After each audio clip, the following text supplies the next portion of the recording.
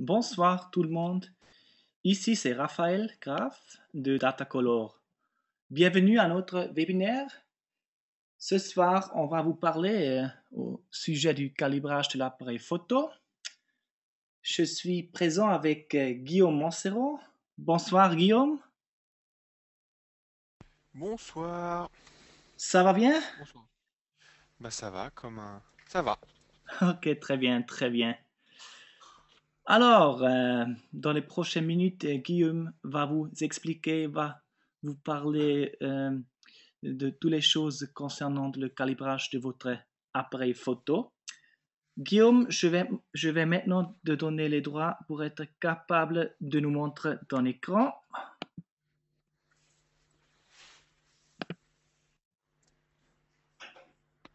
Voilà.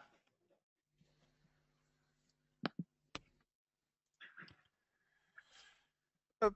Alors on va appuyer. Hop, c'est parti. Et moi, je vais désactiver mon micro et je vais retourner pour répondre à des questions en fin du webinaire. À tout à l'heure.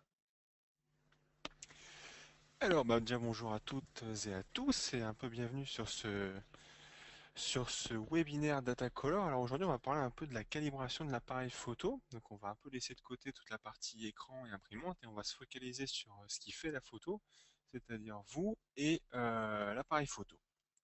Alors, je vais déjà me présenter un petit peu, donc je suis Guillaume Manceron, j'anime les communautés notamment comme photopassion.fr et goprofr.fr et je réalise d'autres webinaires sur la formation vidéo. Donc voilà un peu mon parcours. Euh, alors, on va commencer par la photo, c'est quoi? Alors, la photo, la première chose, c'est avoir un appareil photo. Alors, qu'il soit tout simplement réflexe, hybride, bridge ou autre, peu d'importance sur le matériel que vous avez. Ce qui compte, c'est qu'est-ce qui fait la photo. Ensuite, on fait sa photo, on la ramène à la maison et on passe du temps en post-traitement sur son ordinateur, donc sur son écran principalement. Et ensuite, comme tout photographe, enfin, comme beaucoup de photographes aujourd'hui, soit on va partager sa photo sur les réseaux sociaux, type Facebook, voire même Instagram si elle est traitée, ou encore sur des réseaux sociaux plus orientés photo comme 500px ou Flickr. Après, vous avez vos sites ou vos portfolios, donc ça peut être un site personnel, un site professionnel, ou alors carrément vos portfolios. Donc ça peut être par exemple sur un iPad, si vous vous déplacez, si vous présentez vos photos. Voilà les moyens de diffusion qu'on peut avoir nous aujourd'hui en tant que photographe pour partager un peu notre plaisir et notre passion de la photo. Et ensuite, pour visualiser vos photos, vous avez besoin de différents moyens. Alors, le plus simple, c'est l'écran sur lequel vous regardez ces magnifiques diapositives. Ensuite, vous avez votre ordinateur portable, qui peut être un écran d'iMac, par exemple, ou de PC. Et vous allez avoir les périphériques mobiles, donc ça va être dans la catégorie smartphone ou tablette. Donc ça peut être un iPad, un Android, ou une tablette Samsung, par exemple. Et pour terminer un peu le parcours d'une photographie, on va finir par soit l'imprimer, donc à la maison, avec une imprimante personnelle, soit les agrandir, soit tout simplement faire appel à un labo extérieur. Il y en a plein maintenant sur Internet qui font du très bon boulot. Euh, Peu importe, la question c'est comment vous avez votre photo imprimée chez vous et en quelle taille. Maintenant, la calibration de l'appareil photo, et j'insiste, hein, aujourd'hui on ne va parler vraiment que de l'appareil photo, c'est quoi? C'est un appareil photo qui va sur un écran et qui ensuite va sur un périphérique mobile. Donc soit un portable, pardon, soit une tablette type iPad.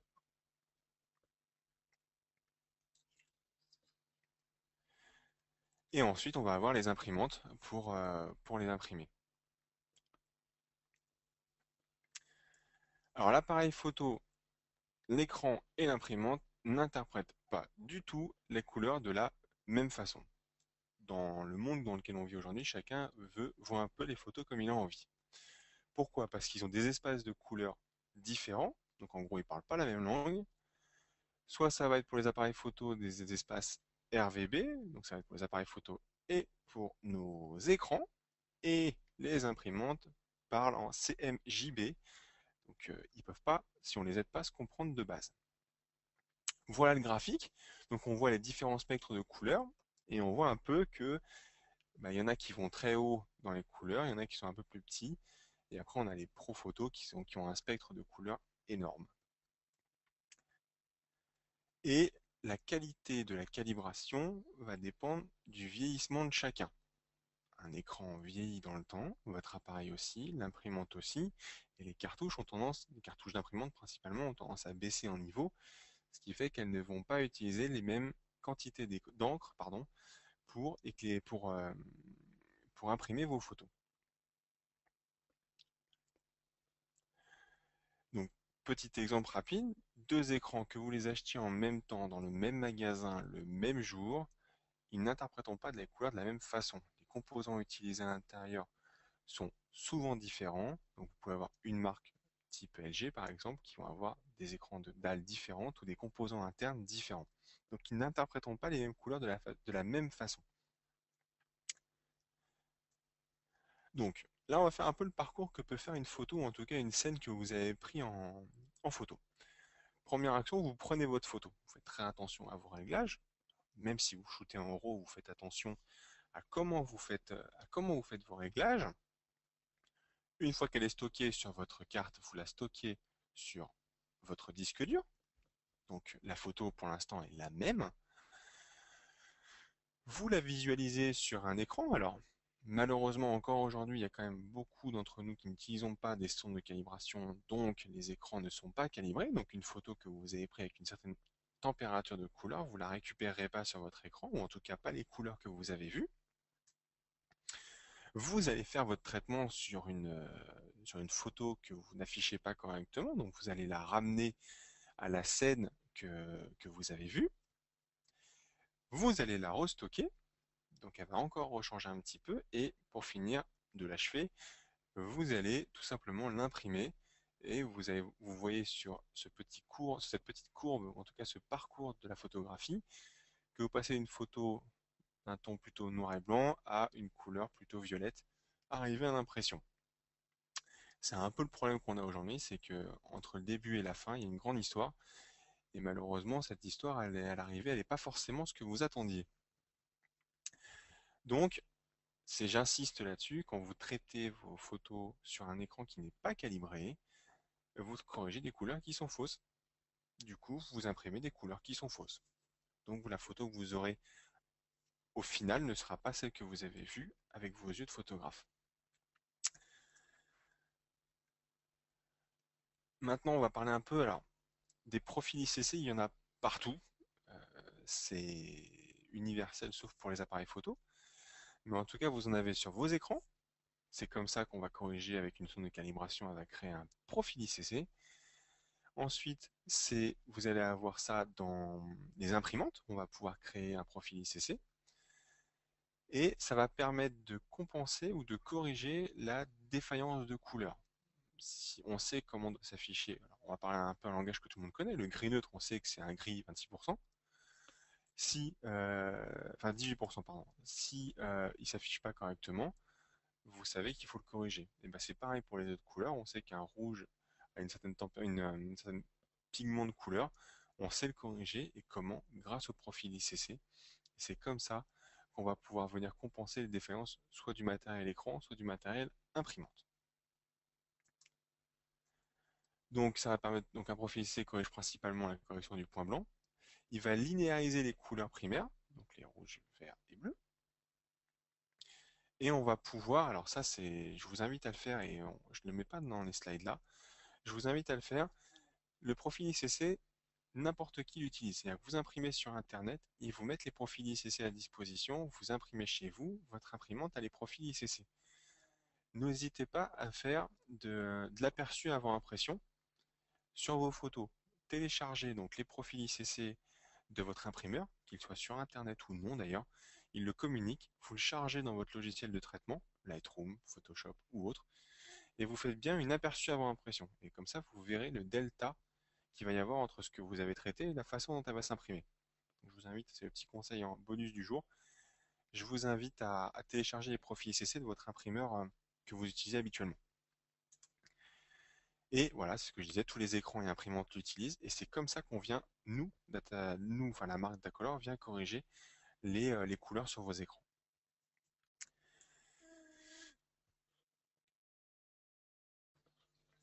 Alors, c'est ce que je vous disais aussi, c'est que malheureusement, on ne peut pas encore créer de profil ICC sur son appareil photo.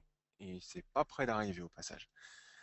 Donc, bah pour ça, on a quand même des techniques, ou en tout cas, il y a des produits qui existent pour pallier à ce problème-là, et c'est un peu les produits principaux que je vais vous montrer aujourd'hui, euh, qui sont extrêmement utiles, que vous fassiez de la photo en extérieur, de la photo en studio, principalement si vous faites du portrait. Vous allez voir qu'on va parler d'une charte graphique qui ne s'attache pardon, qu'aux teintes de couleur de peau. Donc on a des petites astuces et des petits outils pour vous aider en tant que photographe à vous faciliter le traitement en fait, qui prend beaucoup de temps aujourd'hui pour nous photographes. Donc on a des outils qui vont nous aider pour ça. Le premier, c'est pour corriger le front et le back focus des objectifs lumineux de n'importe quelle focale. Donc, c'est-à-dire que vous l'avez peut-être détecté sur l'un de vos optiques, ça marche en couple optique-boîtier. Donc, si vous avez l'impression, et plusieurs fois quand je vous ai rencontré au salon de la photo ou à d'autres événements, vous me dites, je comprends pas, c'est pas net où je veux. Quand je fais de la macro, c'est pas net sur les yeux de la libellule, par exemple, alors que vous savez très bien que vous l'avez fait net sur les yeux de la libellule et qu'il y a un truc qui s'est pas passé et que vous n'avez pas pu maîtriser. Et ça, en général, c'est les symptômes qu'on peut avoir quand on va avoir un optique qui a un décalage de front ou de back focus.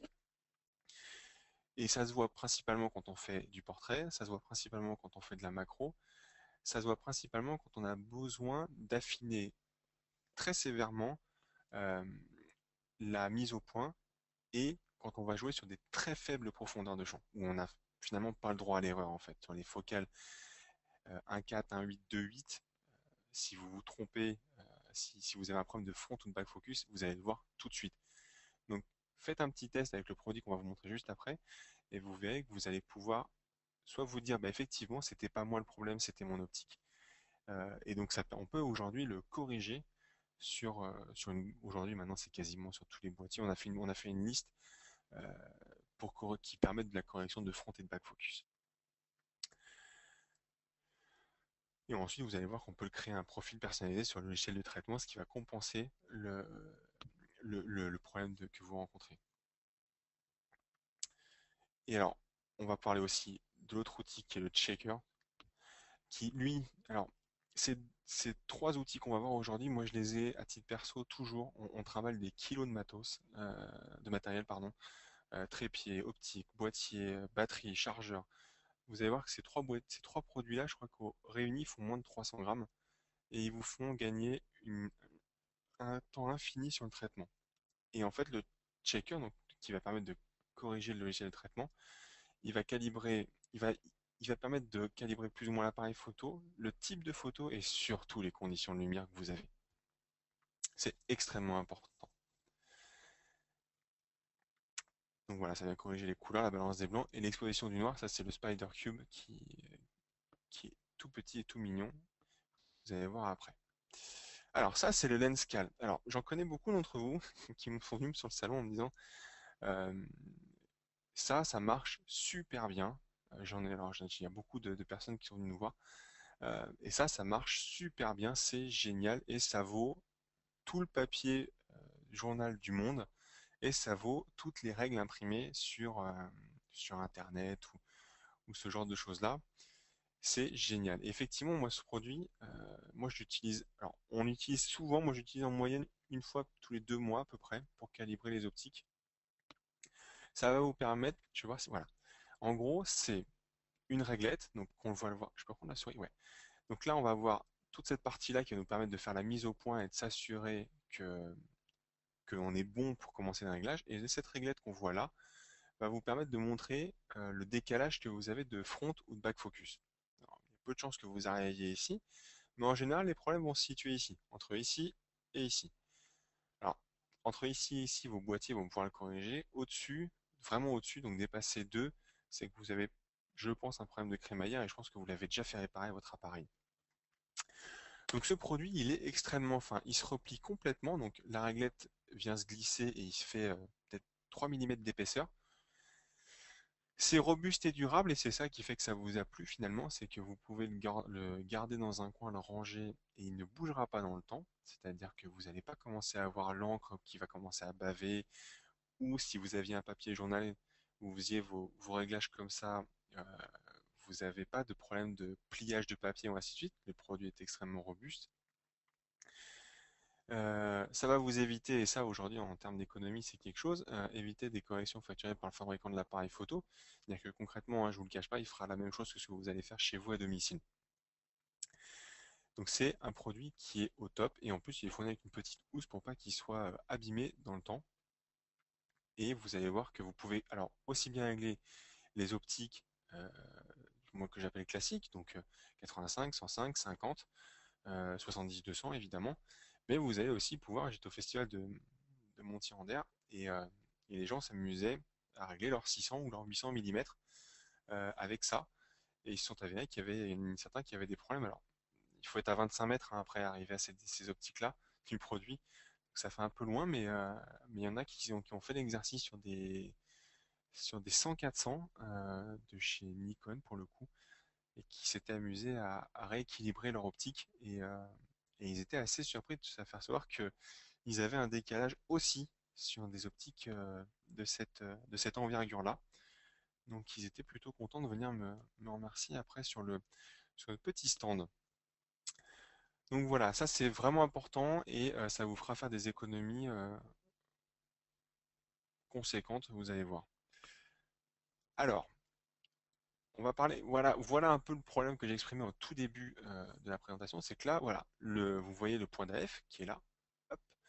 Donc théoriquement, c'est la trotteuse de la montre qui aurait dû être nette, et on voit bien que c'est juste derrière. Donc c'est par ici que c'est net et non pas là. C'est même carrément de cette partie-là, si je regarde de près, qui est nette et pas là. Donc là, on est clairement décalé. Euh, donc finalement, bah, si on fait de la macro, si on se met un peu en situation, ça c'est les yeux d'une libellule par exemple, et ben en fait, on va être net derrière. Donc on perd complètement son intérêt, sauf si on veut voir ses ailes, la jonction de ses ailes. On ne verra que ça. Donc voilà, ça vous permet, ça, c'est à faire, c'est sur l'âge de l'objectif. Plus on va avoir des optiques un peu âgées, type ancienne génération, ça peut être intéressant de les faire. Euh, Si on utilise régulièrement et si on les consomme souvent, les optiques, si elles se prennent des petits chocs ou des choses comme ça, c'est important d'y repasser un peu au calibrage, voir s'il n'y a pas eu de soucis. Et c'est surtout que c'est aujourd'hui, quand vous achetez un appareil photo, il est calibré pour 80% du parc d'optique qui existe sur le marché. Il y a des normes à respecter quand un produit sort de l'usine. Il doit être entre telle et telle valeur. Après, vous avez un appareil photo qui doit être entre telle et telle valeur. Si les deux ne matchent pas, ce genre d'accessoire là va vous permettre de calibrer et de compenser ce problème et de bien faire l'association entre votre optique et votre boîtier. Et donc vous aurez une association optique-boîtier qui sera au top. Donc c'est super important. Et là pareil, donc on a fait la mise au point hop, sur la trotteuse qui est là, et on voit bien que la mise au point est devant. Donc pareil, on est décalé vers l'avant. Donc il va falloir recalibrer l'autofocus. Si vous recalibrez l'AF via euh, votre marque, par exemple, ça va vous coûter cher. Et bah, si vous devez déposer le boîtier, le récupérer dans 3 semaines, c'était juste avant vos vacances, pas de bol, vous avez plus votre boîtier, bah, je pense que ça va un peu vous fâcher. Et puis ça sera une perte de temps colossale parce que faire les allers-retours entre la boutique et chez vous, c'est du temps. Et donc pour calibrer le front et back focus, le produit chez Datacolor s'appelle le Spider Lenscal. Alors, un petit exo pratique. On va prendre. Voilà, on va afficher d'abord juste ça. Donc, comment ça se passe? En fait, c'est super simple. Vous placez le Lenscal sur un trépied. Alors, il y a un niveau, donc la vis c'est classique, hein, c'est une vis de trépied, tout ce qui est de plus classique, et vous faites attention à ce que la bulle du niveau soit au centre, et il ne faut pas que votre trépied puisse, j'allais dire, s'enfoncer dans la terre ou des choses comme ça, donc vérifiez bien que vous êtes sur un support dur et que votre trépied est stable. Pareil, si vous êtes en plein vent, c'est pas le meilleur endroit pour faire ce réglage, mais voilà, vraiment au calme. À domicile, c'est mieux quand il n'y a pas de vent, pas de conditions difficiles, stable et surtout au niveau. Et ensuite, vous allez placer votre appareil photo de l'autre côté, pareil, sur un trépied, si possible, ou en tout cas sur un support stable, au même niveau que le Lenscan. Il faut qu'il soit à la même hauteur. C'est la seule contrainte. Donc l'idéal, c'est d'avoir deux trépieds pour faire ce réglage-là. Et le plus simple de la mécanique, finalement, c'est vous faites la mise au point sur le petit carré qui est là, ici. D'accord? Ça va vous permettre de vous assurer que vous êtes net vis-à-vis du zéro. Et là, si c'est flou, c'est que c'est normal. Et vous faites un shoot photo pour voir le problème après. Donc là, on voit bien que moi, j'ai mis mon boîtier et que j'ai pris ma petite photo.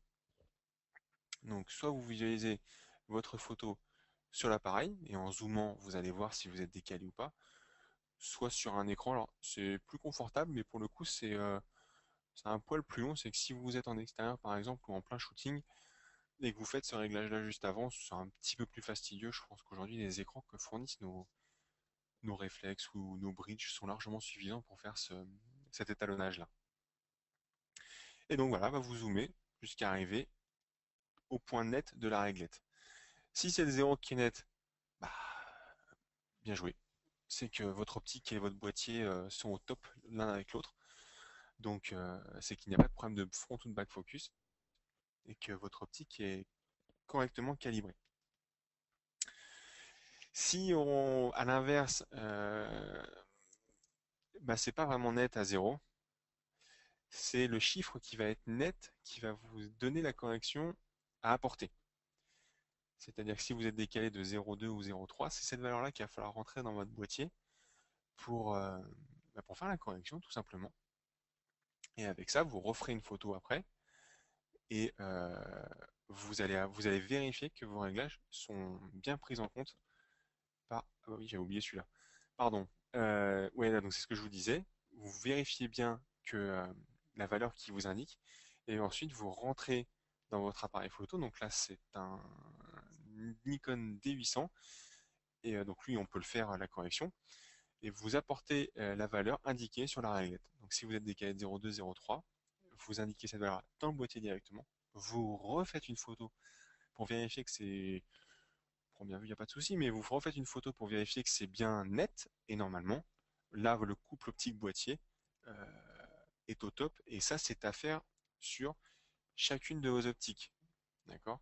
C'est important de le faire sur chacune des optiques que vous avez dans votre parc et sur chacun de vos boîtiers. C'est important, c'est la notion de couple optique-boîtier qui peut, dans le meilleur des cas, décaler le front et le back focus. Après, dans d'autres cas, si c'est pris un vrai choc, ça peut être un problème mécanique à l'intérieur de l'optique directement. Et là, donc, ça sera effectivement, on ne pourra pas corriger ça directement par le boîtier parce que les valeurs de correction ne seront pas suffisantes.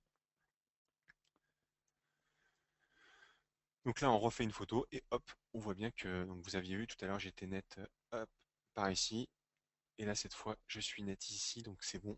Et si on zoome, je suis net à la règle du zéro. Donc c'est parfait. Ensuite, ça c'est. Alors, vous pouvez prendre une photo. Euh, alors sur Mac, c'est CTRL SHIFT 4. Ça, c'est la liste des boîtiers qui sont compatibles pour corriger le front et le back focus directement. Donc une grosse partie des boîtiers Canon, l'ensemble des Nikon récents, y compris on a rajouté le D4S. Donc en gros, tout ce qui va être la gamme Expert Pro des marques comme Canon et Nikon le gère. Sony et Olympus le font aussi, et Pentax, idem. Vous pouvez corriger à partir du K20D, qui est un boîtier qui doit avoir maintenant 4 ou 5 ans. Donc il n'y a pas de, il n'y a pas de souci. Cette liste, elle n'est pas exhaustive. On a rajouté le D4S qui vient d'être annoncé parce que on sait qu'il le fait.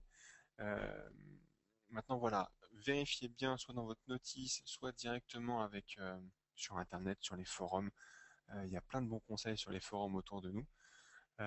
Vous pouvez facilement voir si votre boîtier est compatible avec la correction de front ou de back focus.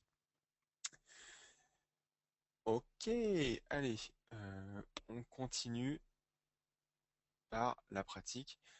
Donc, c'est ce que je vous disais, ce calibrage permet de corriger les écarts entre la zone nette et la zone floue. Euh, donc, important à prendre en compte principalement si vous travaillez en faible profondeur de champ. Ça peut vous éviter des mauvaises surprises au post-traitement. Parce qu'une photo qui est floue en macro, ça a peu, ça a peu en portrait, pardon, ça a peu d'importance. Donc, il est réalisé sur chaque boîtier pour chaque optique, c'est ce que je vous disais tout à l'heure. Et le réflexe est capable de mémoriser la correction apportée pour un objectif. Vous savez, quand vous branchez votre optique sur votre boîtier, ils communiquent entre eux et ils savent euh, quel type d'optique on vient de brancher et donc il adapte automatiquement la correction et il passe automatiquement la correction que vous lui avez assignée. Et c'est toujours pareil, c'est à vous en tant que photographe de vous dire là c'est pas moi qui ai pas fait attention, c'est mon optique ou mon boîtier qui sont en décalage et c'est à vous avec vos compétences de photographe de vraiment vous dire je pense qu'il y a un truc qui va pas, il faut que je le corrige, il faut que je fasse le test pour, euh, pour en être sûr. L'autre produit, et ça pour le coup, ça m'a fait à titre perso gagner des heures en post-traitement. Donc moi à titre perso, je travaille sous Lightroom. C'est le Spider Checker. Alors on le voit plié là. C'est pareil, il fait 15 cm, 15 cm d'épaisseur sur à peu près, je mesure avec les mains, mais de faire une feuille à 4, la moitié d'une feuille à 4 finalement, euh, et qui va vous permettre de corriger la balance des gris, le contraste et les tonalités de couleurs que votre boîtier peut très mal gérer. Donc ça se présente comme ça. Donc ça fonctionne avec Camera Raw ou Adobe Photoshop Pro, Lightroom et Focus de Hasselblad. Euh, et ça se présente comme ça, c'est un style de mallette qu'on déballe et vous allez voir que ça vous fait gagner du temps. Ça a une durée de vie par contre. Alors j'ai regardé, il faut le mettre 30 jours en exposition dans le canyon aux États-Unis pour qu'il vieillisse. Donc 30 jours ouverts en plein soleil dans le canyon aux USA. Je pense qu'en fait finalement ça a une durée de vie presque infinie pour nous vu on fait notre enfin, on fait la photo, on le referme, on l'utilise très peu et on le fait très peu délaver. Et c'est ce point-là qui va vous dire plus il va descendre. Donc là quand vous allez faire l'acquisition, il est rouge, rouge, un beau rouge. Et plus vous allez l'utiliser, plus il va descendre en couleur et il va virer vers le orange. Petit perso, j'en ai un depuis 3 ans. Aujourd'hui, il est encore rouge. Donc, et je m'en sers à peu près 2 fois par semaine. Donc, il n'y a pas de souci, il n'a pas encore vieilli. Et pourtant, il a été exposé au spot de studio. Donc, il vieillit pas tout simplement.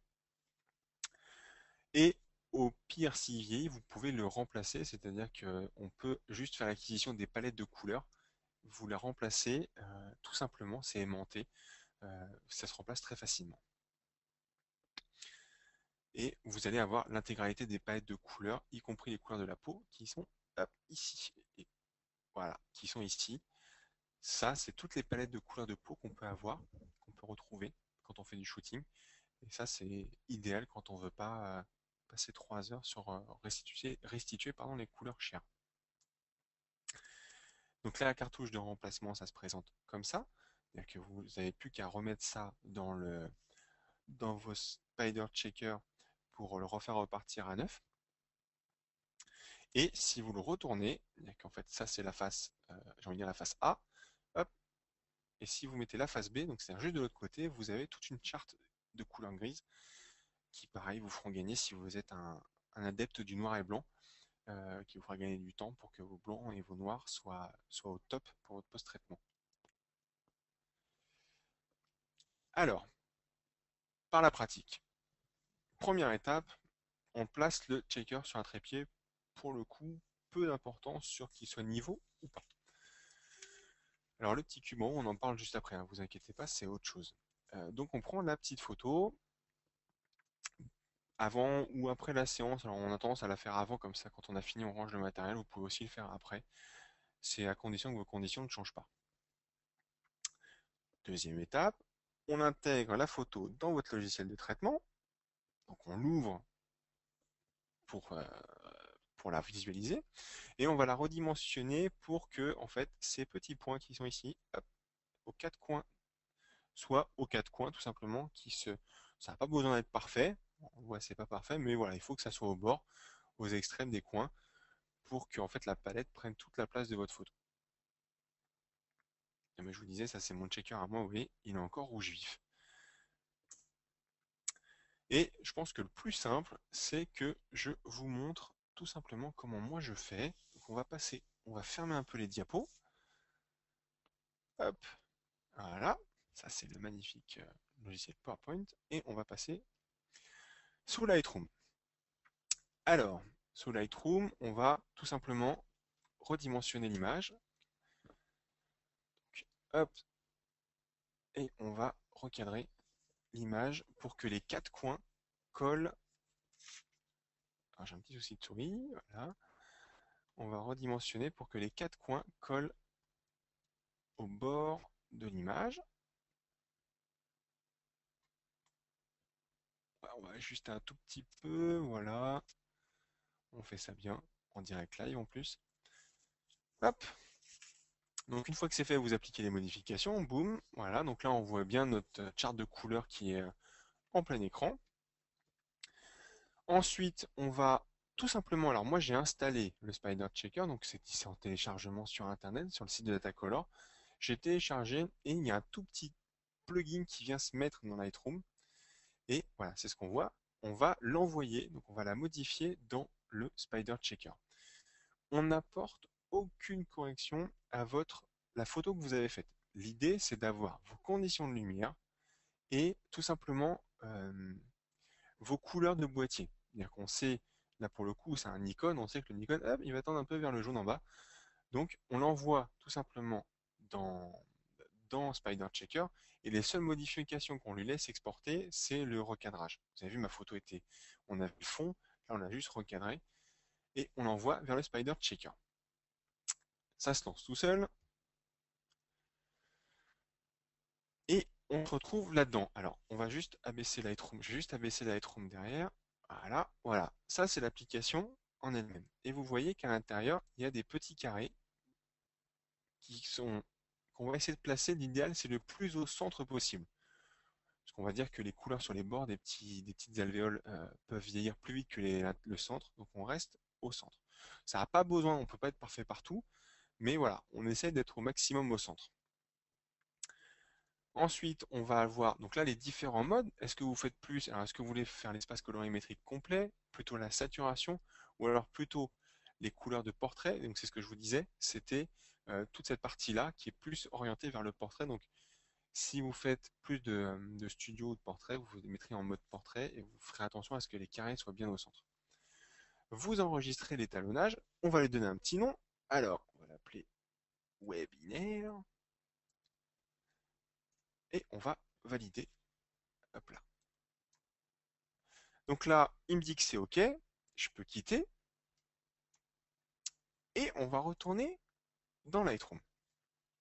Important, je vais vous montrer ce qui se passe avant et après. Là, vous voyez sur le côté droit de mon panneau Lightroom, alors j'ai passé la nouvelle version de Mac, donc c'est gris maintenant. Avant, c'était des couleurs qu'on avait. Là, maintenant, c'est devenu gris. J'espère qu'ils vont corriger le problème assez vite. Mais en tout cas, vous voyez que c'est tout à zéro. Donc, en gros, Lightroom est réglé par défaut et il ne sait pas quel type de boîtier, ou en tout cas quel défaut a mon boîtier. Donc, on va relancer Lightroom. Voilà.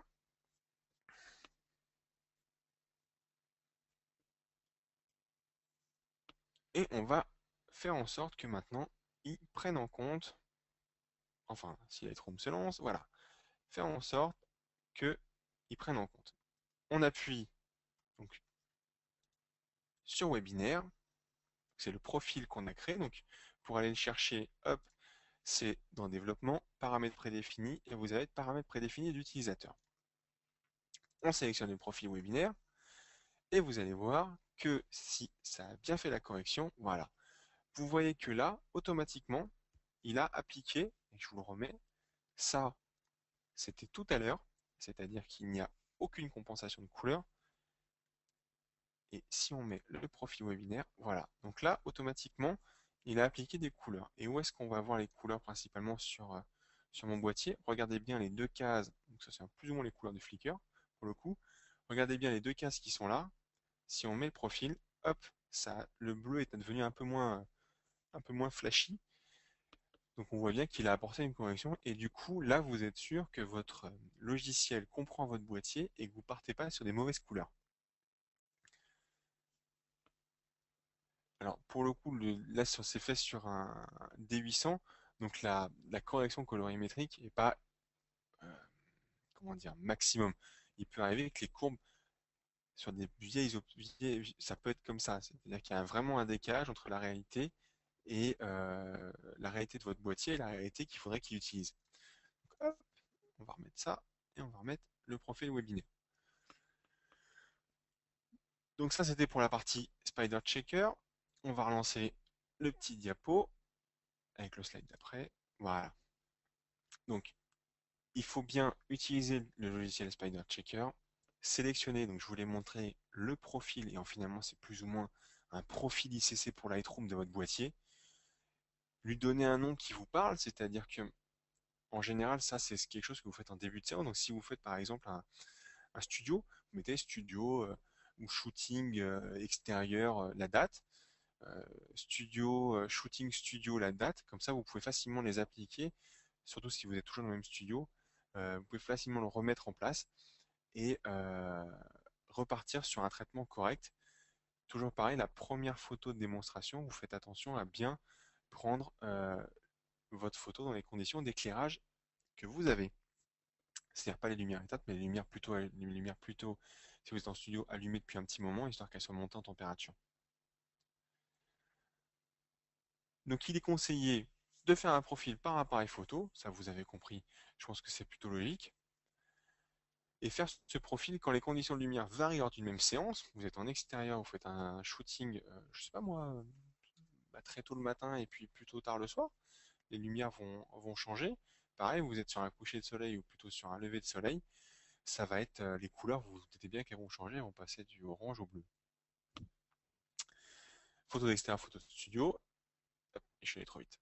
Pareil, important, photo de studio, si vous utilisez de l'halogène ou plutôt de la LED, important de le faire à chaque fois sur le matériel principalement que vous utilisez. Et on passe au couteau suisse. Alors pardon, c'est le Spider Cube, c'est ce que j'appelle moi le couteau suisse de la photo. Ça fait 20 grammes, c'est teinté dans la masse et on a une balance des gris qui est en haut. Vous avez le noir absolu, les hautes lumières et un blanc. Un blanc texturé en plus, qui vous dira à quel moment vous êtes en train de cramer votre traitement. Et ça marche avec l'ensemble des logiciels qui traitent le RAW, parce qu'en JPEG, ça détruit un petit peu la photo. Donc le Spider Cube est teinté dans la masse, donc il n'y a aucun risque, contrairement au Spider Checker de tout à l'heure, qu'il varie dans le temps. La couleur blanche, par exemple, elle est du bord jusqu'à l'intérieur du cube. Pareil pour le gris. Et le noir, c'est très simple, c'est un trou où on voit le noir absolu. Alors, on y va. C'est un peu un constat qu'on fait, c'est qu'aujourd'hui, quand vous faites de la photo, on a pris des feuilles par exemple, trouver un point pour faire sa balance des blancs, c'est juste impossible. Là, c'est pas vraiment blanc, là, c'est encore moins blanc, et les feuilles sont vertes. Donc, c'est impossible d'ajuster la température de couleur, la balance des blancs donc. Le noir absolu, le blanc et la gradation tonale. C'est un peu ce que je vous dis, c'est que sans référence, il est un peu difficile de faire les ajustements corrects. Donc, on a le Spider Cube pour ça, et voilà ce que ça peut donner. Alors, 3 démonstrations pour une même photo d'interprétation de couleur. Je pense que la plus réelle est celle-là, on le voit plus ou moins à l'isto, mais voilà, on peut longtemps tâter le terrain avant d'arriver à quelque chose qui est la réalité, tout simplement. Et pour ça, on a inventé le Spider Cube. Alors là, on l'a pris dans les feuilles. Ça va vous permettre d'avoir votre blanc, ce que je vous disais, de votre gris neutre, votre noir absolu et vos hautes lumières. Vous savez à quel moment et comment aller chercher soit un blanc, alors on a tendance à aller chercher sur les dents, quand on fait du portrait, dans le blanc des yeux. C'est pas ultra précis. Je pense qu'aujourd'hui, on a des moyens, et avec le matériel qu'on utilise, on a des moyens de faire ça un peu mieux. Donc il y a le Spider Cube qui vous permet en une seule photo, donc pareil, vous la prenez en début de séance, et vous avez la possibilité de faire l'intégralité de votre équilibrage après au traitement. Donc en pratique, alors moi j'ai pris mes petits cochons, vous prenez votre Spider Cube en photo en début de séance avec le noir absolu qui est devant vous. D'accord? Ça sert à rien de le cacher, vous le mettez devant vous. Vous prenez la photo et vous rangez votre Spider Cube et vous faites votre séance. Donc on a fait une séance avec ces magnifiques petits cochons. Et ensuite voilà, vous voyez, là j'ai pris ma séance, j'ai pris ma photo. Deuxième étape, vous ouvrez votre logiciel de traitement, n'importe lequel, que ce soit du Lightroom, du Photoshop, du Capture, à partir du moment où il traite le RAW et la balance des blancs. Vous corrigez la balance des blancs avec la pipette, qui est du gris neutre, en haut. Vous corrigez l'exposition. Alors, c'est avec le blanc texturé, c'est-à-dire que si vous allez voir que plus vous allez commencer à augmenter, moins vous allez voir la texture sur le cube, donc plus vous êtes en train de dégrader votre traitement, ou en tout cas vous êtes en train de perdre de haute lumière. Et pareil pour les basses lumières, il faut que le petit rond qui est au centre soit toujours visible. S'il commence à se fondre avec l'autre noir qui est à côté, pardon, vous ne commencerez à maltraiter vos noirs absolus. Et vous appliquez la correction sur l'ensemble de votre séance. CTRL A et vous faites synchroniser tous les paramètres. C'est ce qu'on va voir juste tout de suite. Donc on requitte, hop là, on quitte un peu PowerPoint, ce qui est plutôt agréable, et on va aller dans la petite librairie que je vous ai faite. Donc on retrouve mes petits cochons, et on va aller chercher la pipette dans Lightroom qui est en haut. Donc là, on va volontairement exagérer, on va se mettre en bleu. Voilà.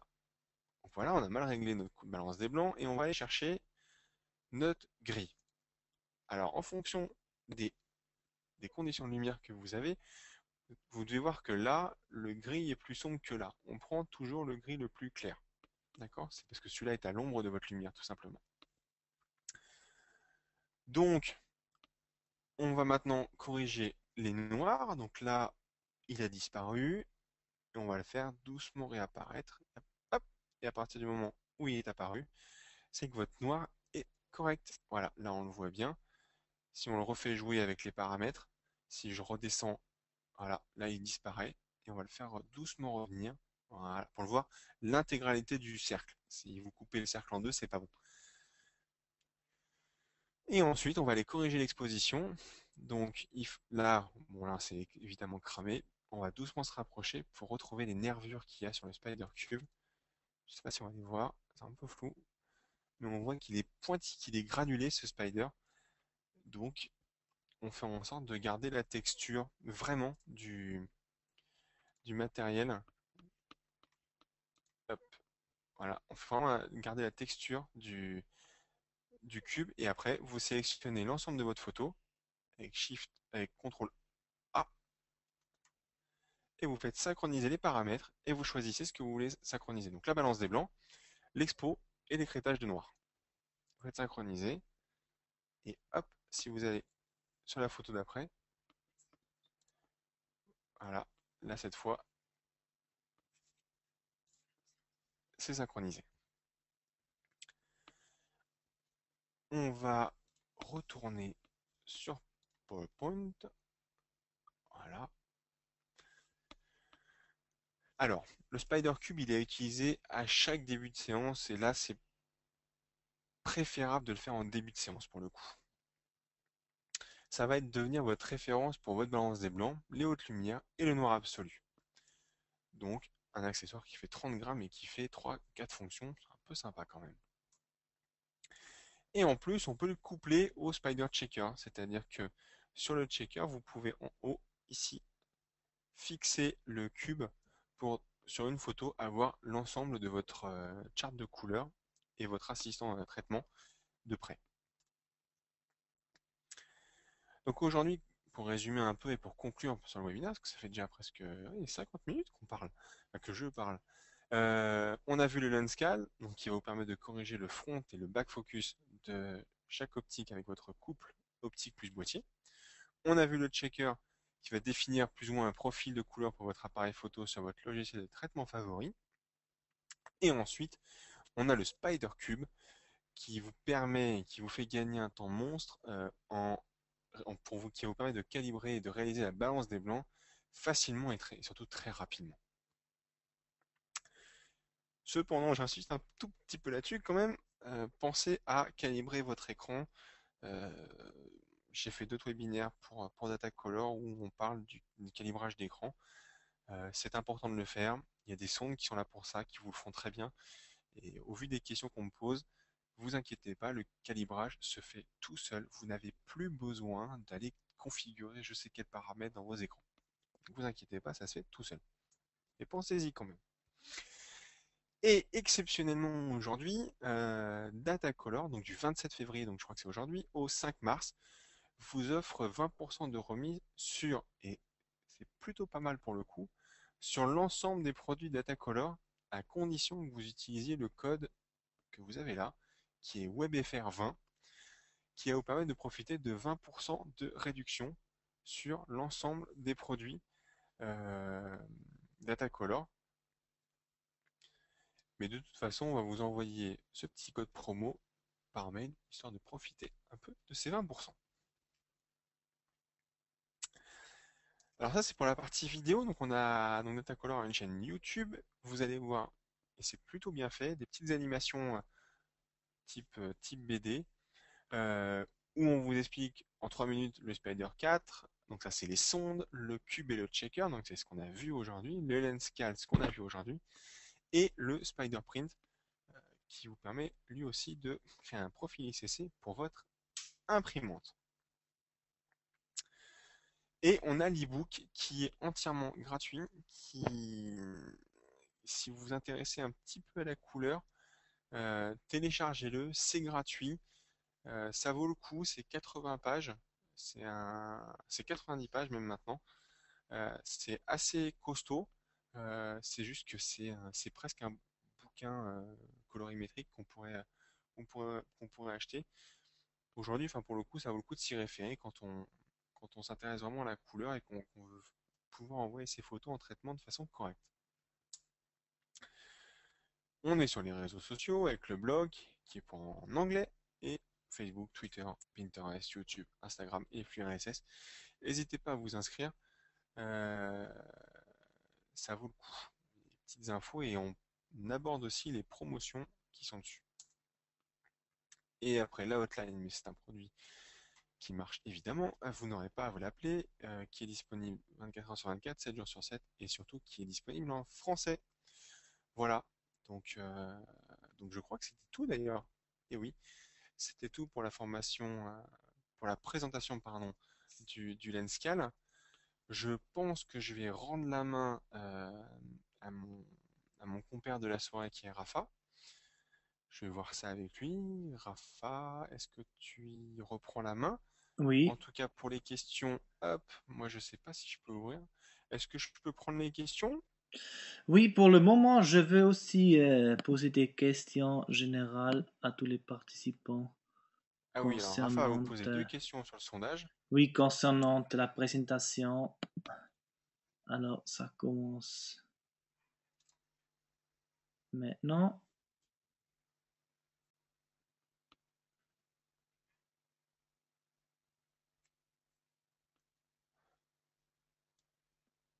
C'est concernant la durée du parti.